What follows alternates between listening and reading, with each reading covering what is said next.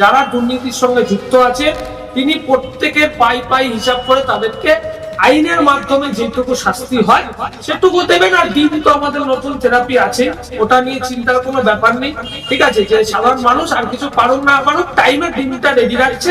শিক্ষা প্রতিষ্ঠান যেখান থেকে সমাজে একটা শিক্ষা মান বাড়ে, যেখান দিয়ে সমাজে শিক্ষিত মানুষরা উঠে আসে, সেই জায়গায় আলাদা করে পার্সোনাল বেডরুম এবং ওয়াশরুম এবং আরো সামগ্রী, এটা আমি ভেঙে বললাম না, আরো সামগ্রী পাওয়া যায়। মানে স্কুল কলেজগুলোকে এরা কোন মাত্রায় নিয়ে গেছে যে স্কুলে ক্যাম্পাসে কলেজে একটা করে পার্সোনাল করে রুম লাগছে। এইটা তো তৃণমূল কংগ্রেসের কালচার এবং চরিত্র। বাংলা ক্ষমতা আসে, আবার দেখেছেন কোনো জায়গায় খুনোখুনি হয়েছে, কোথাও কিছু হয়েছে, কিন্তু এটা যদি তৃণমূল কংগ্রেস ক্ষমতা আসতো আমাদের বহু কর্মীরা ঘর ছাড়া এবং কত কর্মীর যে মৃত্যু হতো তার ঠিক ছিল, রক্তের বন্যা বইতো। আগে তৃণমূলের বিধায়ক ছিল, তার তো একটাই আক্কা, তিনি হলেন লোহাচুর। আমি যতদূর শুনেছি তিনি হলেন লোহাচুর। পিছনের বিধায়ককে দেখুন তো, তিনি গলিতে গলিতে ঘুরে বেড়াচ্ছেন, সাধারণ মানুষের মতো ঘুরে বেড়াচ্ছেন, যেখানে ডাকছে মানুষ সেখানে তিনি পৌঁছে যাচ্ছেন। প্রাক্তন মুখ্যমন্ত্রী ছিলেন, তার মুখে কোনো কাঁচরা পালার কিছু আমরা শুনি, বাট সেটা আমাদের মাননীয় মুখ্যমন্ত্রী খুব নজরের সঙ্গে দেখছেন আমাদের কাস্তাবাড়া ওয়ার্কশপকে, এবং আমরা তার প্রতি পুরো আস্থা এবং বিশ্বাস রেখেছি। আমরা জানি যে কাস্তাবাড়া ওয়ার্কশপ তিনি একটা অন্য মাত্রায় পৌঁছে দেবেন এবং যতটা ডেভেলপ করা যায় ডবল ইঞ্জিন সরকারের মাধ্যমে তিনি সেটা সবকিছু দিয়ে আমাদের এই যত আমাদের বেকার যুবকরা রয়েছে সবাইকে তিনি এসে করবেন, কর্মসংস্থান করিয়ে দেবেন। সেটার জন্য সরকারের প্রতি পূর্ণ আস্থা এবং ভরসা রাখতে হবে। সরকার নিশ্চয়ই যেরকম প্রতিশ্রুতি দিয়েছে, ডবল ইঞ্জিন সরকার হয়েছে, নরেন্দ্র মোদীজির আশীর্বাদ ধন্য আমাদের মুখ্যমন্ত্রী এবং সর্বোপরি আমাদের বীজপুরের বিধায়ক, তিনি সর্বদা মানুষের পাশে আগেও ছিলেন, এখনো। দেখুন, একটা সরকার পরিবর্তন হচ্ছে, একটা দীর্ঘদিন একটা শাসনের সরকার ছিল, সেখান থেকে একটা নতুন সরকার প্রতিষ্ঠা হয়েছে। সরকারকে তো গঠনমূলক পরিস্থিতি তৈরি করার সময় দিতে হবে। এই যে বিজেপি জিতেছে, আপনি তো বিজেপির কর্মী, তৃণমূল আমলেও বিজেপি করতেন, তো সেই আমলের বিধায়ককেও দেখেছেন, বিজেপি আমলের বিধায়ককেও দেখেছেন, 10-এর মধ্যে কত দেবেন সুনীত দাসকে? দেখুন, সর্বপ্রথম বলি, তৃণমূলের যে বিধায়ক আর বিজেপির যে বিধায়ক, সেই দুই বিধায়কের মধ্যে প্রথমত আকাশ পাতাল তফাৎ আছে। ঠিক আছে, কারণ বীজপুরের যিনি নবনির্বাচিত বিধায়ক হয়েছেন, আপনারাও অবগত আছেন যে আপনারা প্রত্যেকটা মিটিং মিছিলে গেছেন, তিনি কিভাবে মানুষের ভালোবাসা অর্জন করেছেন, কিভাবে তিনি মানুষের দুয়ারে দুয়ারে পৌঁছে গেছেন, মানুষের হৃদয়ে পৌঁছে গেছেন। তো তার সঙ্গে আমাদের যে প্রাক্তন যে আগে তৃণমূলের বিধায়ক ছিল, তার তো একটাই আক্কা, তিনি হলেন লোহাচুর। আমি যতদূর শুনেছি তিনি হলেন লোহাচুর। সেটা লোহাচুর সঙ্গে আমাদের মাননীয় বীজপুরের বিধায়ককে 10-এ যদি 10-এর উপরে কিছু দেওয়া যায়, আমি একদম তাকে সেটাই দেবো। আর সর্বপ্রথম আমি তো তাকে মানে সংখ্যায় তাকে আমি নাম্বার দেওয়ার মতো সেরকম ব্যক্তি নই, তবুও আমি পার্টির দীর্ঘদিনের কর্মী হিসেবে ভালোবেসে আন্তরিকতার সঙ্গে আমি তাকে মানে 10 কেন 10-এ অনেক অধিক দিতে পারি, দেওয়ার মানে ইচ্ছা রাখছে। অনেকেই বলেছিল যে অন্নপূর্ণা ভান্ডার দেওয়া হবে না, তো আপনি তো এই ফর্ম ফিল আপ সংক্রান্ত বিভিন্ন জিনিসগুলো জানেন বা আপনার অনেক কাউকে সাহায্যও করে দিয়েছেন, এখন অনেকে টাকা পায়নি। তা যারা টাকা পায়নি, বেশ কিছু বিরোধীরা বলছে যে পাওয়া যাবে না বা এটা ফেক, কিন্তু অনেকে ঢুকেছে, যাদের ঢোকেনি তাদেরকে এরকম বোঝানো হচ্ছে কোথাও না কোথাও। তো আপনি তো এই কাজগুলো একদম সারে জমিনে দেখেছেন, যাদের টাকা ঢোকেনি তাদেরকে কি বলবেন? দেখুন, সর্বপ্রথম আমি বলি যে বিজেপি পশ্চিমবাংলায় ক্ষমতায় আসার পর প্রথম বিজেপি সরকারের যে প্রতিশ্রুতি ছিল মায়েদের অন্নপূর্ণা ভান্ডার দেওয়ার, যতক্ষণ না অন্নপূর্ণা ভান্ডার মহিলাদের অ্যাকাউন্টে ঢোকেনি তখনও বহু মানুষ বহু কিছু বলেছে যে এরকম বিজেপি মিথ্যা প্রতিশ্রুতি দেয়, বিজেপি এরকম মানে ভাওতা দিয়ে ক্ষমতায় এসছে। কিন্তু তারপর আমরা দেখলাম কি ঠিক মাসের 2 থেকে 3 তারিখের মধ্যে কিছু সংখ্যক মহিলাদের অ্যাকাউন্টে টাকা ঢুকে গেছে। অন্নপূর্ণা 79 লাখ, মানে সংখ্যাটা মানে কিছু বললে অনেকটা কম হবে। তো সেই জায়গা থেকে দাঁড়িয়ে তারপরই এবার দেখুন, একটা সরকার পরিবর্তন হয়েছে, একটা দীর্ঘদিন একটা শাসনের সরকার ছিল, সেখান থেকে একটা নতুন সরকার প্রতিষ্ঠা হয়েছে। সরকারকে তো গঠনমূলক পরিস্থিতি তৈরি করার সময় দিতে হবে। তো একটা সরকার তো আজকে আমি একটা ব্যক্তি, আমি তো জন্মেই সঙ্গে সঙ্গে দৌড়াতে শিখতে পারবো না, আমি আস্তে আস্তে বড় হবো, হাঁটা চলা শিখবো, তারপর আমি দৌড়াবো। তো সেই জায়গা থেকে সরকার প্রতিষ্ঠা হয়েছে, সরকারকে তার ন্যায্য মানে তাকে তো তার সেইটুকু সময় দিতে হবে সরকারকে, যে সে তার সাংগঠনিক কাঠামো তৈরি করে একটা তো পশ্চিমবাংলার মতো আমাদের রাজ্যকে এত তাড়াতাড়ি চট করে বুঝে ফেলা অত সহজ নয়। কিন্তু যিনি আমাদের মুখ্যমন্ত্রী হয়েছেন তিনি কিন্তু আমাদের পশ্চিমবঙ্গের পুরো অলিতে গলিতে ঘুরেছেন, তিনি জানেন। তো সেই জায়গা থেকে আমাদের যে সরকারের যে কাঠামো রয়েছে, কাঠামোটা মোটামুটি তৈরি হয়ে গেলেই দেখতে পাবেন। এই দেখতে পাচ্ছেন আমাদের 3 দিনের ক্যাম্প চলছে, জনকল্যাণ শিবির। মানুষের যেটুকু সুবিধার্থে যে যে ক্যাম্প গুলো হয়, সেই ক্যাম্পে বার্ধক্য ভাতাগুলো সব হচ্ছে না? এই ক্যাম্পে সবই হচ্ছে সরকারি নরেন্দ্র মোদীজির যেগুলো প্রকল্প, যেগুলো আমাদের এতদিন সরকার তো আমাদের সেন্ট্রালে ছিল, আমাদের বাংলায় আমাদের বিজেপি সরকার ছিল না। এই জন্য এই অনেক মানে যে প্রকল্প আসছে মোদীজির, সেগুলো জানতোই না অনেকে। তো আজ এখন যখন ডবল ইঞ্জিন সরকার হয়েছে, তারপরে মানুষ আস্তে আস্তে জানতে পারবে যে মোদীজি আমাদের কত প্রকল্প আমাদের বাংলার জন্য দিচ্ছেন। এবং এই যে 3 দিনের ব্যাপী ক্যাম্প বসেছে, মানুষ ক্যাম্পে কি কি সুবিধা পাচ্ছে একটু যদি বলতেন। ক্যাম্পে দেখুন, ক্যাম্পে মানুষ যাচ্ছে হলো আয়ুষ্মান ভারত, আচ্ছা বার্ধক্য ভাতা থেকে শুরু করে আরো উজ্জ্বলা যোজনা, গ্যাস থেকে শুরু করে আরো যে হ্যাঁ হ্যাঁ হ্যাঁ সব রকমই প্রকল্প রয়েছে। এবার তার মধ্যেও কিছু প্রকল্প মানে কিছু ব্যাপার আছে যেটাকে স্কুটিনি ছাড়া করা যাবে না। যেটা ধরুন আপনার স্কুটিনি না করে আপনাকে ডাইরেক্ট যে কিছু দিয়ে দেবে সেরকম ব্যাপার না। সরকারের মতো তথ্য চেয়েছে, ফর্ম তুলে ফিল আপ করে সরকারকে জমা দিতে হবে। ভরসা রাখতে হবে। অবশ্যই একটা সরকার এসছে, প্রতিষ্ঠা হয়েছে, সবে 1.5 মাসও এখনো সময় হয়নি। সরকারের প্রতি আমাদের সবাইকে ভরসা রাখতে হবে। আজকে যেই সরকার ওই অন্নপূর্ণা ভান্ডারে এককালীন যে 79 লাখ মানুষকে দিয়ে দিল, তখন দেখলাম কিছু সংখ্যক মানুষ যে নানা সরকার দিয়েছে। আবার যে একটু লেট হচ্ছে, কি হলো আমি ফর্ম ফিল আপ করলাম, হ্যাঁ আমার টাকা ঢুকবে কি ঢুকবে না, সেটার জন্য সরকারের প্রতি পূর্ণ আস্থা এবং ভরসা রাখতে হবে।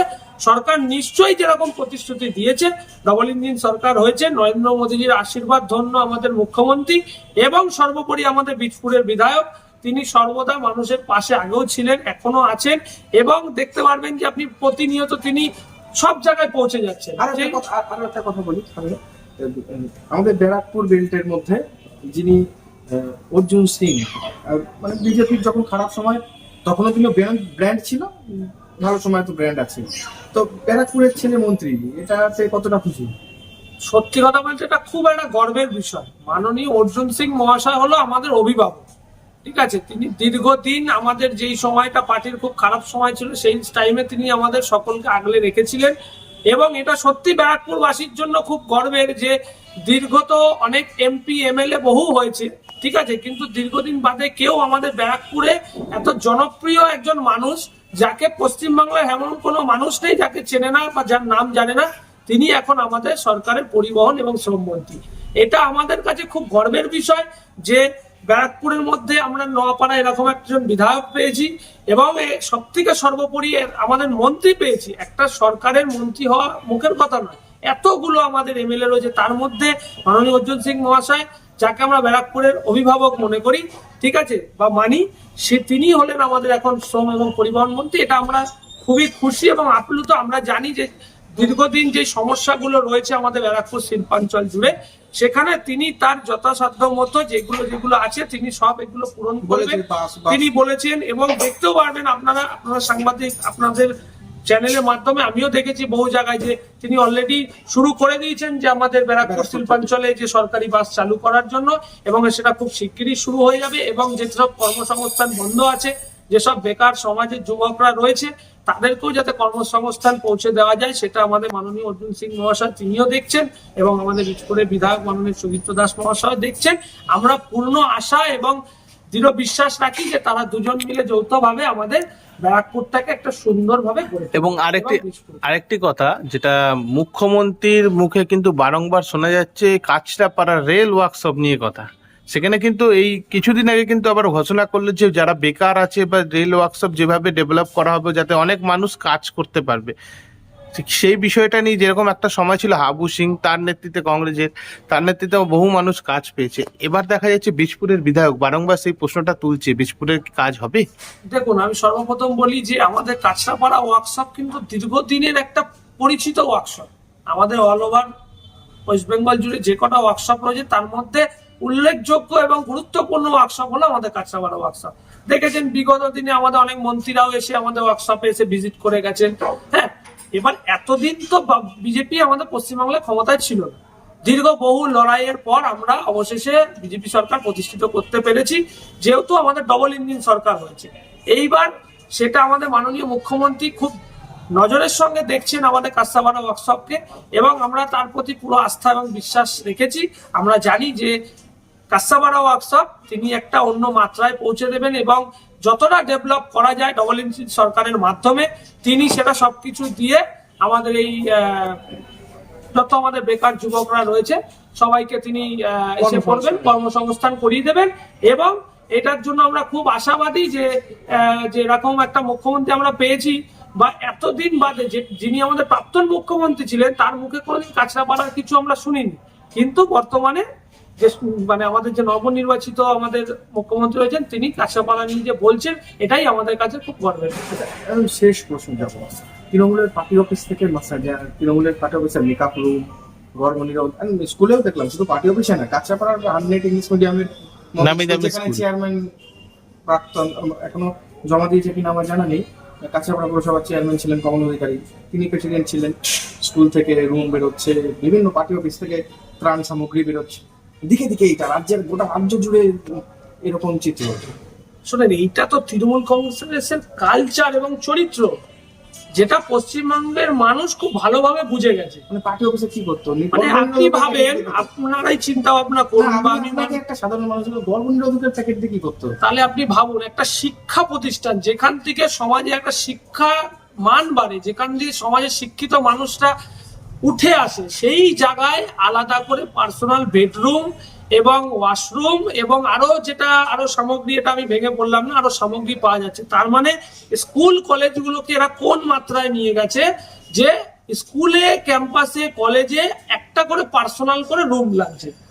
মানে কোন জায়গায় শিক্ষাটা পৌঁছেছে, মানে একটা ছোটখাটো নেতা থেকে কাউন্সিলর থেকে শুরু করে তারা এরকম একটা শিক্ষা প্রতিষ্ঠান, মানে ভাবা যায় কতটা লজ্জার বিষয়। পার্টি অফিস থেকে ত্রাণ বেরোচ্ছে, পার্টি অফিস থেকে ত্রাণ বেরোচ্ছে। বিধায়ক শুনলাম আমাদের বর্তমান বিধায়ক তিনি বলেছেন যে আমাদের চিঠি করেছে। তাহলে ভাবুন, তাহলে এখন তাহলে এই চিঠির কথা এখন কেন বলে? অবশ্যই ডিমের ভয়, একদম 100-200 ডিমের ভয়। কারণ আমরা তো মানে আইনকে আমাদের হাতে তুলে নিতে পারবো না।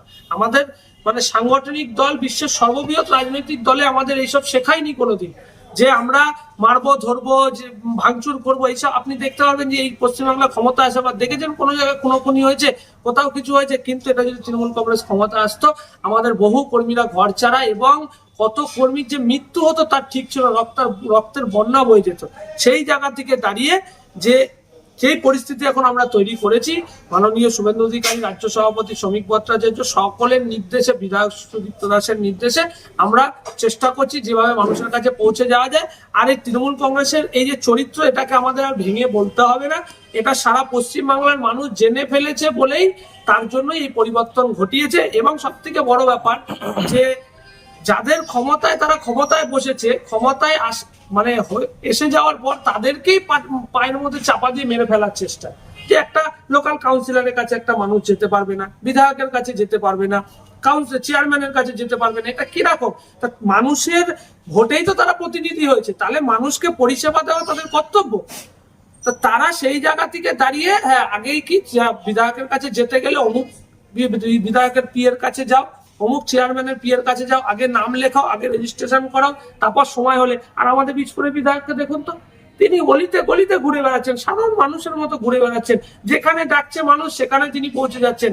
এতগুলো বিধায়ক কার্যালয় করলেন যে মানুষের যাতে কোনো অসুবিধা না হয়, কোথাও দূরে না যেতে হয়, যেখানেই হবে, যেই এরিয়া ভিত্তিক রয়েছে তিনি যেদিন যেখানে বসবেন মানুষ যাতে গিয়ে তার সুবিধার কথা বলতে পারে।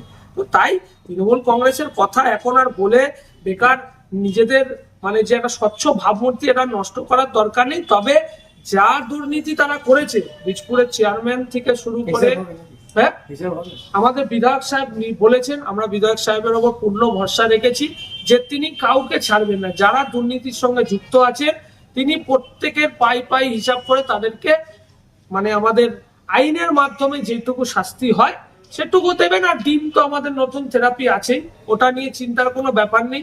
ঠিক আছে, যে সাধারণ মানুষ আর কিছু পারুক না পারুক, টাইমে ডিমটা রেডি রাখছে। এবং আমরা কিছু বড় বড় যারা দুর্নীতিগ্রস্ত মানুষ আছে বীজপুরে, আমরা খালি তাদের মানে উপযুক্ত শাস্তির অপেক্ষায় আছি। তখন দেখতে পারবেন যে আরো অনেক ডিমের থেরাপি চলবে। আমরা সেই দিনটাই অপেক্ষায় রয়েছি।